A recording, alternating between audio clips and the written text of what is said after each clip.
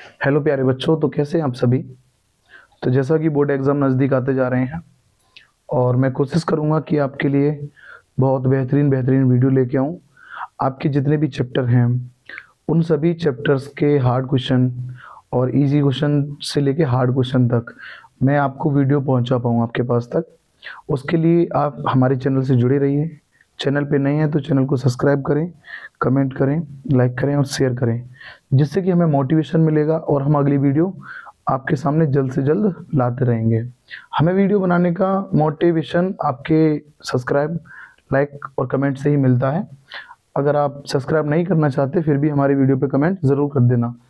देखिए, ये पहला क्वेश्चन है और चैप्टर हमारा पहला होने वाला है वास्तविक संख्या। ओके, तो देखिए पहला क्वेश्चन है संख्या 156 का अभाज्य गुणनखंड होगा। तो हमें इसको सॉल्व करना है। तो सबसे पहले इसके अभाज्य गुणनखंड निकालने के लिए हम इसका एलसीएम लेते हैं। तो देखिए हम 2 से देंगे 7 कैरी 1 8 टाइम, फिर 2 से 3 कैरी 1 9, फिर 3 से 1 3, फिर 13 से 1। तो इसके अभाज्य गुणनखंड बन के आए 2 मल्टीप्लाई 2 मल्टीप्लाई 3 मल्टीप्लाई 13। समझिए इसका एक पेयर बन रहा है, 2 की पावर 2 लिख सकते हैं हम इसे, मल्टीप्लाई 3 मल्टीप्लाई 13। तो ये हो गए इसके अभाज्य गुणनखंड और ये हो गया हमारा आंसर।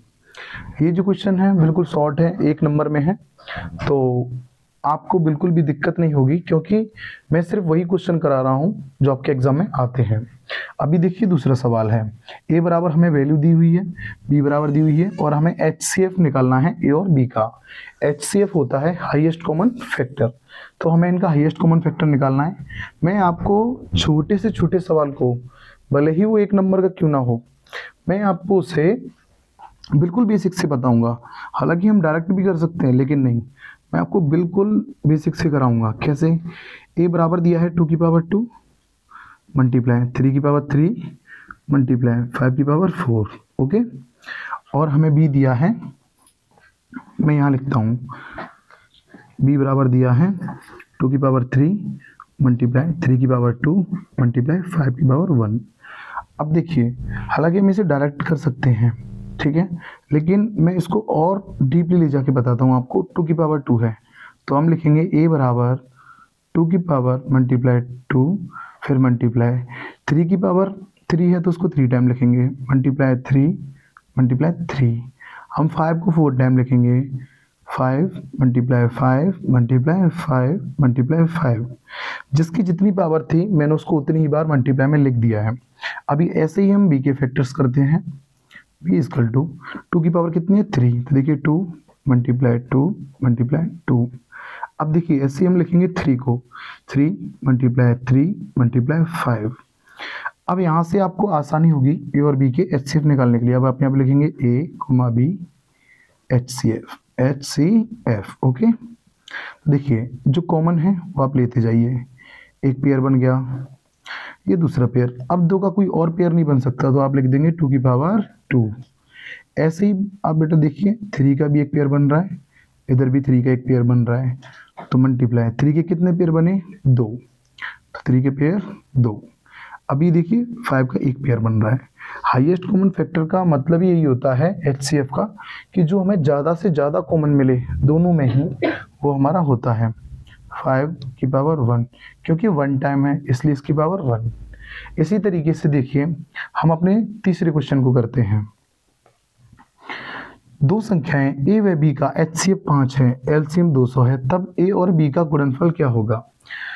तो मैं इसके ऊपर आपको 2 क्वेश्चन बताऊंगा। पहले एक फॉर्मूला बताना चाहता हूं जो आपको याद होना चाहिए, जैसे कि पहली संख्या मल्टीप्लाई, पूरा लिख देता हूं मैं, पहली संख्या मल्टीप्लाई दूसरी संख्या equal to LCM multiply HCF। देखिए फॉर्मूला मैंने आपके सामने लिख दिया है। ये फॉर्मूला अगर आप याद कर लेंगे तो आप HCF और LCF का कोई सा भी क्वेश्चन कर सकते हैं।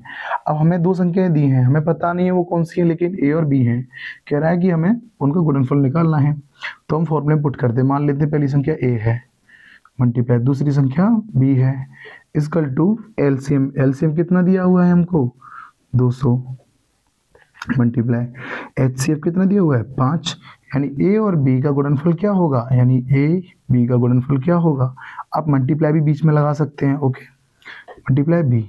तो इसका इसमें मल्टीप्लाई करेंगे तो हो जाएगा 10, बचे ये 2 0, 1000 आ गया आपका आंसर। अब चलते हैं हम अपने नेक्स्ट क्वेश्चन की तरफ।